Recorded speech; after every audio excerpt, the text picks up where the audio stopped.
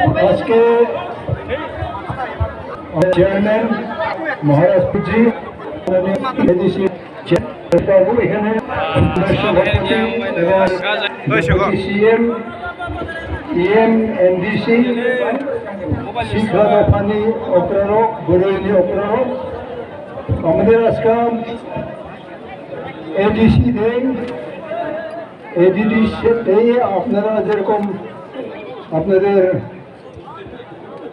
আপনারা যেভাবে আন্দোলন করছেন আমাদের সঙ্গে ওই এডিসি ডে আজকে 23 আগস্ট তখন ছিলেন আমাদের রাও বাবু, শ্যামাচরণ বাবু, নগেন বাবু, রতিমোহন বাবু এবং রবীন্দ্র বাবু। দ্রা বাবু আমি প্রথমে বলছি।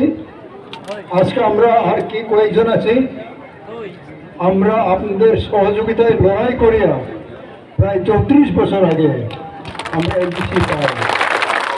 আজকে 23 আগস্ট আমি বিকে শঙ্কর মথার প্রেসিডেন্ট এটা আমি ঘোষণা করছি। আরেকটা আমি বলতে চাই যে আগামী ভিলেজ কমিটি ভিলেজ কাউন্সিলের যে ইলেকশন এটা যখন হবে তখন মহারাজা কিংবা আমারে প্রেসিডেন্টজি কি করবো, আমরা একটার জন্য হারছি, দুইটার জন্য হারছি, এটা আমরা শুনতে চাই না, এটা আমরা শুনবো না। আপনারা কি সম্মত হন নাকি এখানে যে আমরা 587 ভিলেজ কমিটি ত্রিপুরা মথা আমরা এটা চাই? আমরা বলতে পারবো আজকে আপনাদের সম্মুখে? তাহলে একটার জন্য ও প্রেসিডেন্ট ও মহারাজ আমরা একটা দুইটার জন্য পাইছে না, এইটা যাতে কেউ না বলে। আজকে আমি আপনাদের সহ যোদ্ধা, আপনাদের সহ সোলজার্স, আমরা এখনো জীবিত আছি।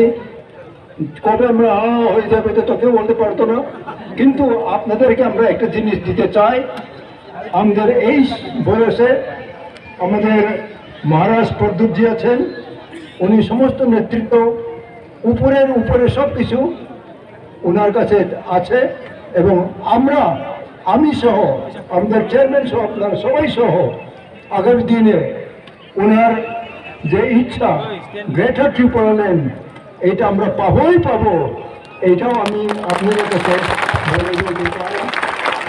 এডিসি কোনোদিন আমরা পাইব কেউ বিশ্বাস করে নাই। অনেক হাজার আমাদের সাপোর্টার বাঙালি আছে, নন ট্রাইবাল আছে, তারা বিরোধী করছে। পুরো সিপিএম পুরো কংগ্রেস আমরা জীবন দেব এডিসি হইতে দেব না, কিন্তু আজকা এডিসি হয়েছে তো নাকি? আজকে আমাদের ফানসার যে উনি বললেন, ফানসার যে ভাষা একটা বাক্য বলছেন আমাদের মুবাগরা, ওই ফানসাতে আমরা সবাই থাকবো এবং আমরা গ্রেটার ত্রিপুরাল্যান্ড আমাদের মৃত্যুর আগেও যদি হইতে পারতাম তো আরো খুশি হব। এইগুলি আজকে বলে আমাদের চেয়ারম্যান কিংবা আমাদের চেয়ারম্যান সবাই